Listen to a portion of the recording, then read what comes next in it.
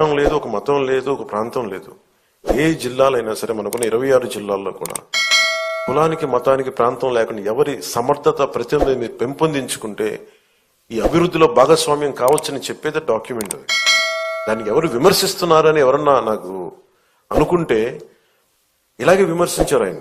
1990లో కూడా విజన్ 2020 ఏంటి అర్థం లేదన్నది అందరికీ కనిపిస్తే వాళ్ళు మహానాయకులు ఎందుకు అవుతారు? ఆయనకి కనిపించింది రాళ్లలో రప్పలో ఒక మహానగరాన్ని సైబరాబాద్ వచ్చింది. దానిలో కొన్ని లక్షల మంది మన రాష్ట్ర విభజనకి సర్ప్లస్ బడ్జెట్ వచ్చేంత స్థాయికి ఒక క్యాపిటల్ పట్టుకుంది.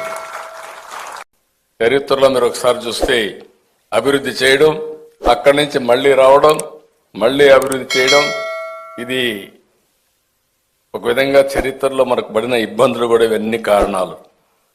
దానిపైన కమిటీ వేసి మళ్లీ పెండింగ్ పెట్టాడు నెహ్రూ గారు.